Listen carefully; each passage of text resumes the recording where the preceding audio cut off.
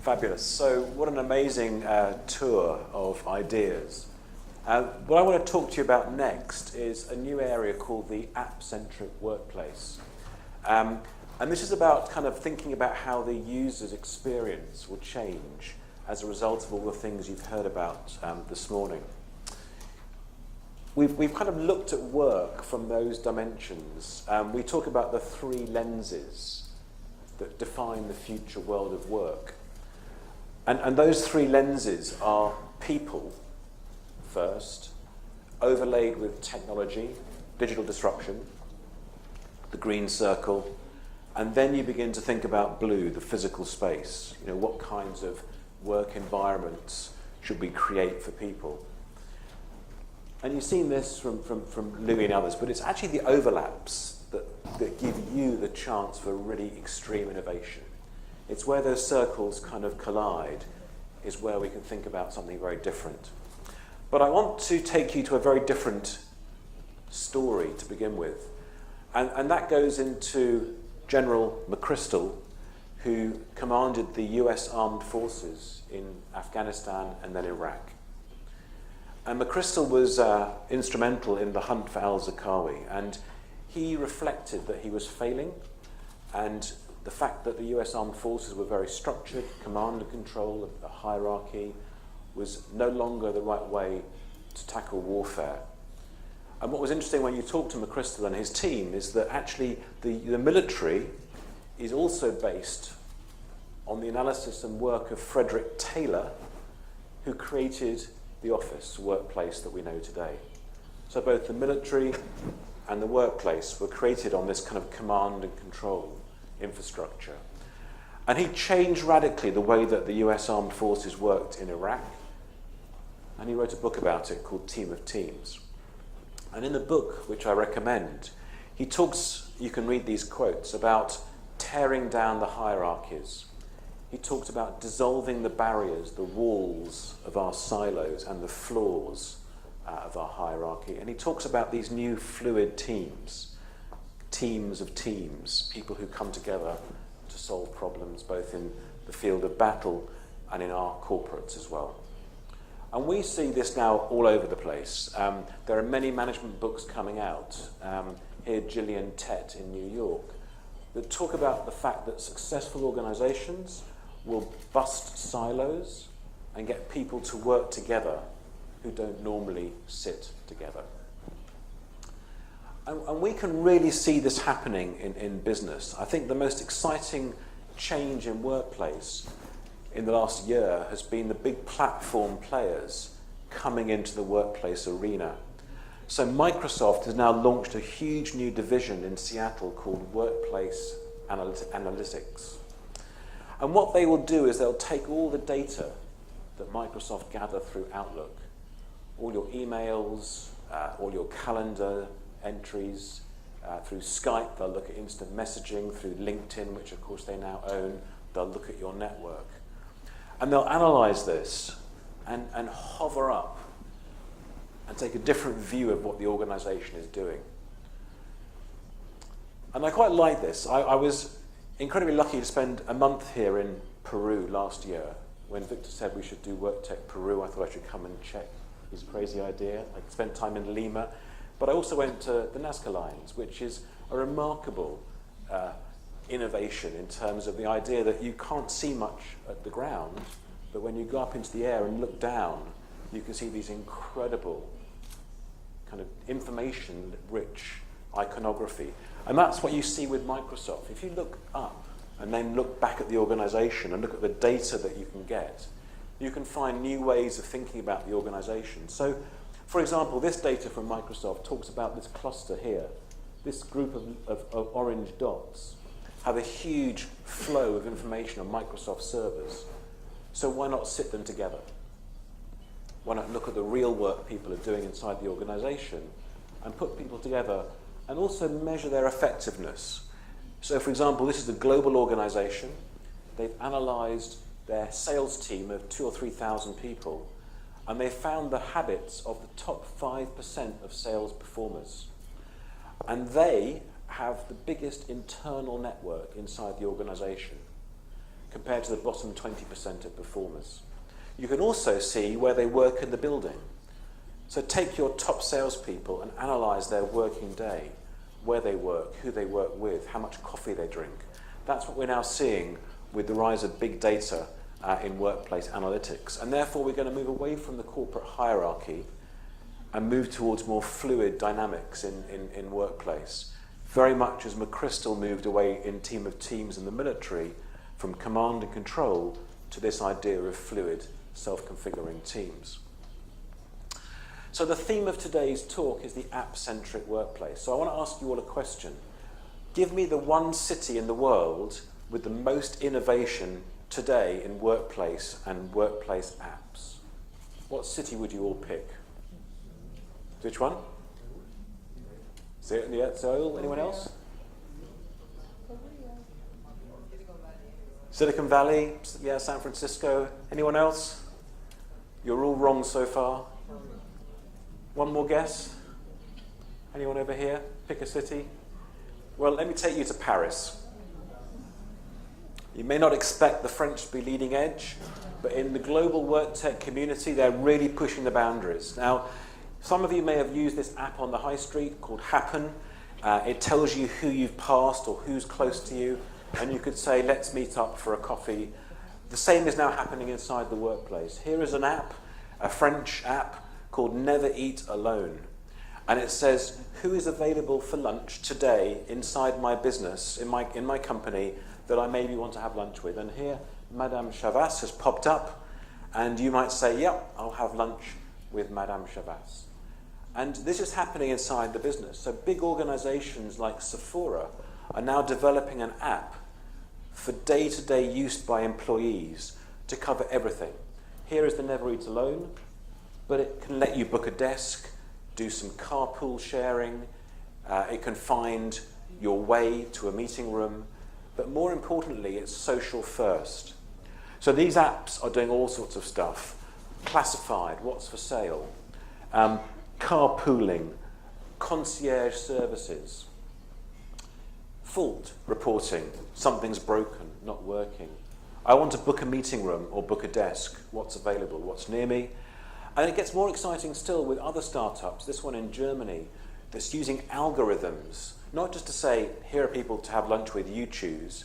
These algorithms, like Mystery Lunch, tell you who you should have lunch with. It says, the 5 people you should meet in the business today are these, for these reasons. And it's what's called engineering serendipity, which is the big buzzword, because we're very anonymous inside the organization. So these are now apps that use big data, artificial intelligence, and algorithms to collide people together inside the workplace. And lots of big companies are now adopting this. This is Westpac in Sydney. They've moved thousands of people into a big new ways of working project in Barangaroo that I'll come back to. The app is really remarkable. You can find a colleague, but you can also, on the next box, find a capability. I want to find a specialist in a particular subject right now who's in the building and available. So you're speeding up business. It tells you what desks are free. It tells you where somebody is standing in a building. It will let you know how to communicate with people. And we're seeing more and more companies come into this world. Last month, Sony launched into location-aware systems in the office. So Sony has a fantastic new product which will locate people where they're standing live inside office buildings. And you can walk up to a screen and say, where's my colleague? Where's the room I booked? How do I get to that room? Etc., etc. So when you have players like Sony, I think, coming into this world, it's a very exciting range of opportunities for us. But back to Paris, you can now access your building, not with a security card, but with your mobile phone. You get a boarding pass like you have at the airport to get into the building that you send to a visitor in advance, and they just touch the security gates on the way in. In La Défense in Paris, there's a couple of really exciting new buildings. This one called Majunga, where it's full new ways of working, mainly Deloitte and AXA. And it comes with an app that lets you do all sorts of things. At the moment, when you're standing in a room, you have to scan a code, and it tells you it tells the system where you're standing. And then through your own smartphone, you can control the heating, the blinds, the lighting, and get services. And it gets even more exciting in this building in La Défense, called Ampère Plus. It's part of Société Générale, the bank, the French bank. And this gives a huge new dimension. You only access the building with your smartphone now. So everyone carries an Android corporate phone, and that's the way you get in, nothing else. You can access meeting rooms and project rooms by touching your phone to gain access. And once you're in the room, you can see this little circle saying NFC. That stands for near field communication. You touch your phone near that reader, and it automatically knows where you're standing. So it gives you an app that's personalized based on the room you're standing in. And therefore you can control the AV, you can ask for more catering, you can find out when colleagues are arriving, etc., etc. It's the first building in the world to adopt a new technology called Li-Fi. You've heard of Wi-Fi? Well, welcome to Li-Fi, light fidelity. And these are new light fittings offering you data connectivity as well as light in meeting rooms. The space itself is really wonderful, beautiful design. And this is the clever part of it.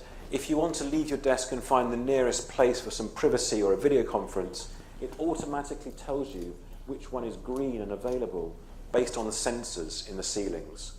Without booking, without doing anything at all. It's monitoring available space in real time and telling you where you can go. And of course you can do other things with the same app. Here you can report an FM fault, because of course the phone knows where you are and who you are, and it goes straight to the call center automatically. And even on the roof of this building, there are birds' nests, edible gardens, and webcams to give you a live feed to your app as to what's going on. And we're seeing more and more of this. In Paris, as we're still staying in France, Deloitte have the Delta Room, and their app is about my workplace. It's not about kind of FM services. The way they're branding it is what's my experience of coming into the office today. Paris has one of the most exciting new buildings in the world for workplace called Station F or Station F. It's a new start-up and scale-up space for 10,000 people under one roof. It's based in these disused railway buildings, and it contains 3 huge environments. The first one is for meeting, with tech shops, innovation workshops. You can even get a visa in the space for your workers from the government. The second space is the main work area. Again, thousands of people working in this with partnerships with Facebook and Havas and a bunch of people. There's a business school in the space. And it's about how you kind of get from startup to unicorn within one building. And the most exciting phase, which is not yet open, these are some of the areas in the main workspace. At the end of this huge environment is going to be a food space, and that's under construction. And this is going to be run by Big Mama, the amazing French restaurant, and will be open 24/7, every day, 24 hours. So these incredible communities of startups are never going to stop. They've even got 600 people living on site in accommodation that's allowing people to kind of blur the boundaries between work and life. So we're seeing more and more of these at scale coming in, and we think this example of Station F in Paris is part of this renaissance in the French workplace world. You have Jean Nouvel next door. Well, here's the Jean Nouvel Duo Tower in Paris, and of course with it comes an app. So many developers and the funds around the globe are now pushing the app as part of what they deliver in a new building. So tenants can use the app automatically and white label it for their own employees. But let me also take you to New York. This is Penn Station. This was the Olympic bid for New York. They lost it to London, it's a shame, but we kind of gained. And they turned instead the development into Hudson Yards, developed by a company called Related. And that's now being constructed above the New York skyline, incredible building. And Boston Consulting Group have moved, one of the first people to move into number 10. And we helped BCG think about their new workplace. They moved from Park Avenue, a very traditional office, and wanted something very different. And you saw the pictures of Starbucks a bit earlier. Well, they said, we want to attract the Starbucks generation. We want them to come into our space and not be down at Starbucks. So when you come in, they've ripped out 6 floors and created this incredible environment with colliding staircases. The main reception is now a cafe. They've used graffiti artists, really eclectic environment design. That's the meet and greet. There's no desk, there's no reception at all. It's a concierge who stands and meets you and takes you into the Highline Cafe for a great coffee. And it's a wireless first environment. You know, this could look and feel, it has the buzz of a Starbucks. Young people carrying their devices, connecting wirelessly. If you do want to have a great workplace experience, there are places to go and sit with large screens and iPads.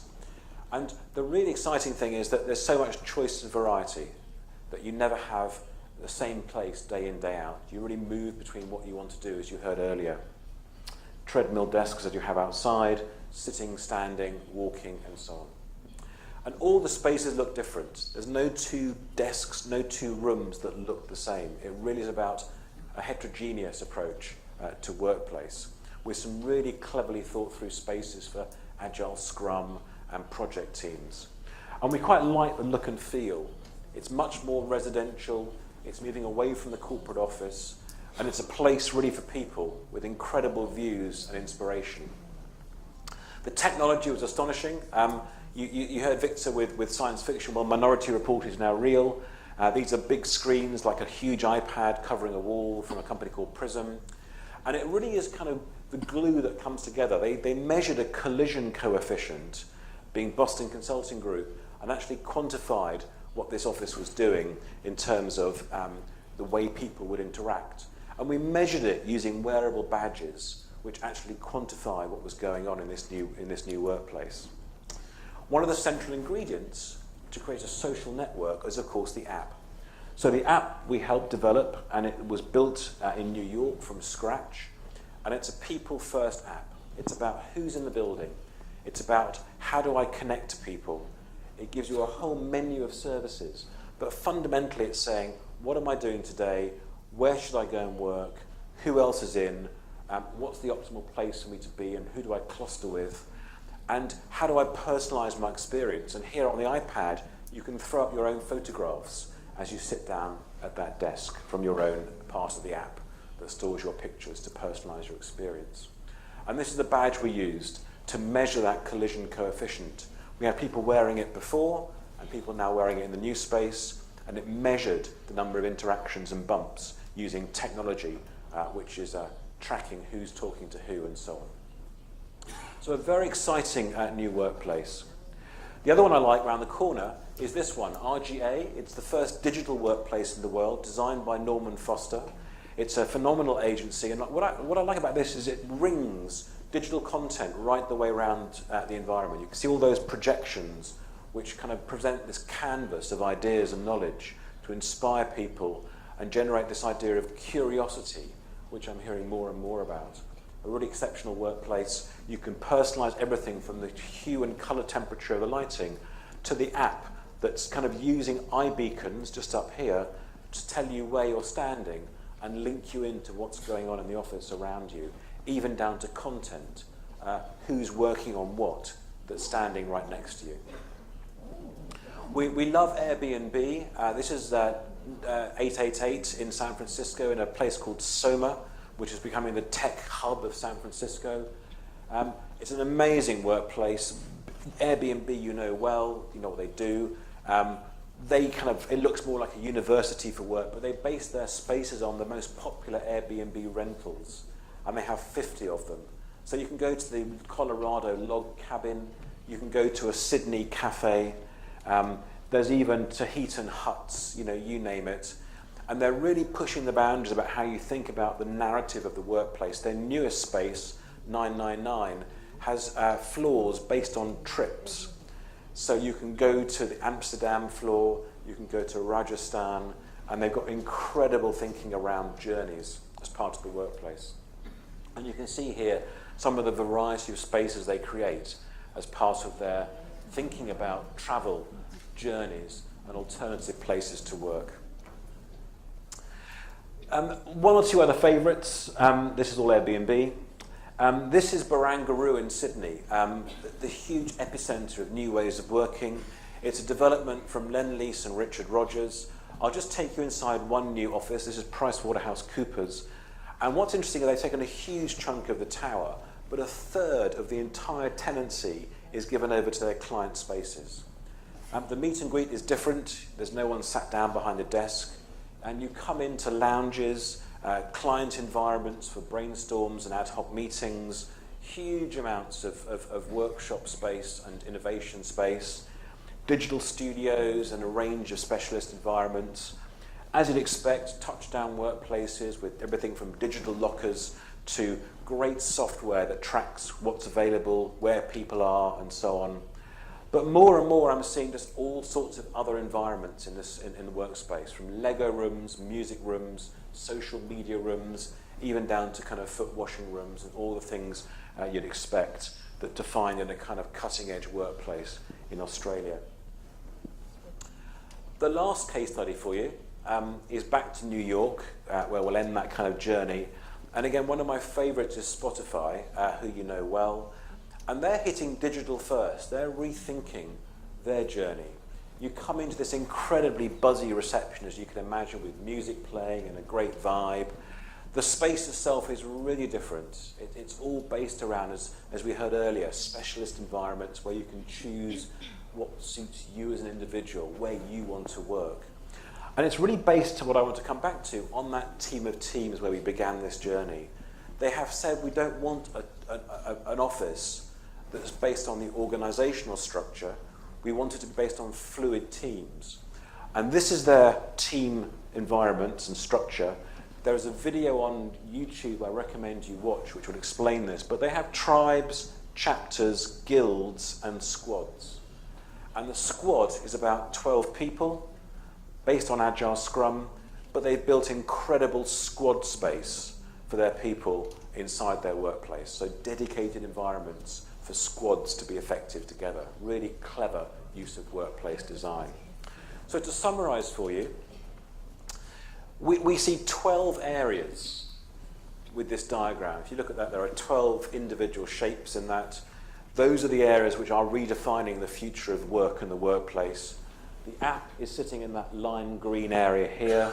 It's an essential ingredient that glues together the digital, the physical, the place, and the people. It's about what defines the experience. Without the app, I don't think much of this would happen. So that's the journey to this kind of vision. We have this great new business called Happy that's developing apps as part of what we do. And things like Boston Consulting Group, we think the glue behind the success of that project is the app. So just to kind of go back to where I started with the introduction, we are delighted to be working with Victor and Contract to bring WORKTECH to South America and Latin America. We want to do a range of these. It's great to be in Lima. Please go to the Academy after you've attended. It will have all sorts of knowledge. It's free for you to sign up. You'll enjoy it. And there's just so much we're seeing globally with these case studies and other innovations that we think are changing the world of workplace. Grab the new reports that talks about sensor networks, room booking systems, app platforms, and so on. Make sure you keep ahead because it's moving really quickly.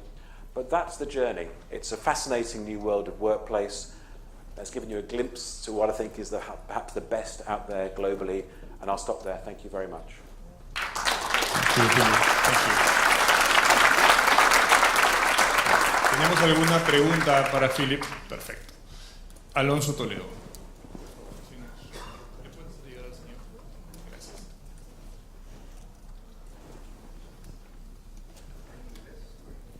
¿Está prendido? Alonso.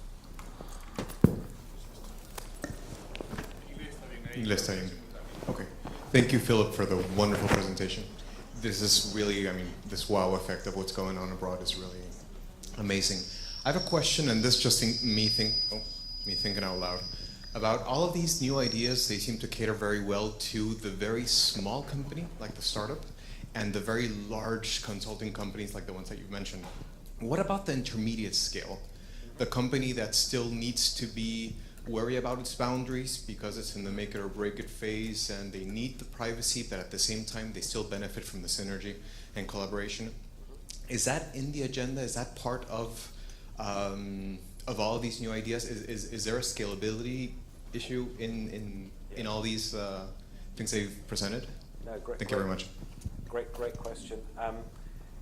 I think smaller businesses can actually adopt this much more quickly than large enterprises. I think, although I've shown you some bigger businesses and they've got obviously larger budgets, the cloud and the idea of software as a service, i.e. you pay for what you consume, means there's no capital cost to introduce any of the software. You can buy it and pay per person per month. So there's very little barriers to entry.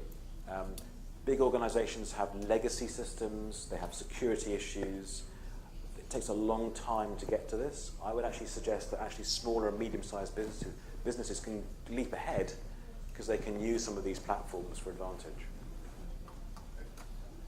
Thank you. Viene siguiente pregunta.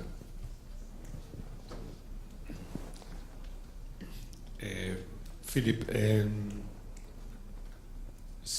vimos algunas presentaciones. Thank you.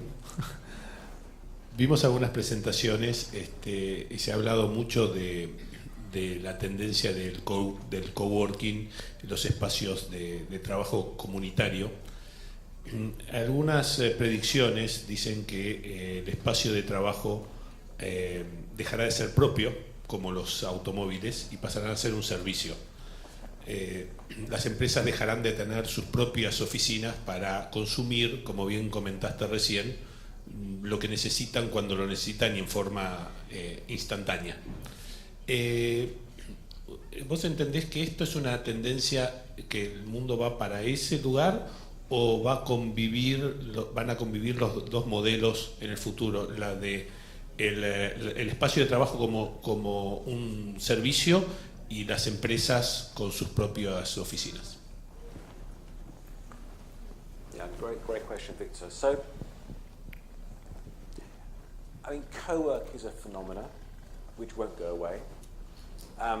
We're now seeing different flavors of co-work. We've heard from WeWork, which is the kind of the poster child of the industry. I mean, incredible growth and phenomenal brand, and I think it's an aspirational brand, as you explained. You know, you want to work on a Monday, so that's changing the industry. So I think what's happening is the building owners are trying to play catch up very quickly, because of course if you own a building, you don't want to be disintermediated by a co-work provider. So globally, just to pick a few, Brookfield, huge Canadian property company, now has a brand called Convene, all over North America, and Convene is going to be a big player in a different vision for workplace as a service.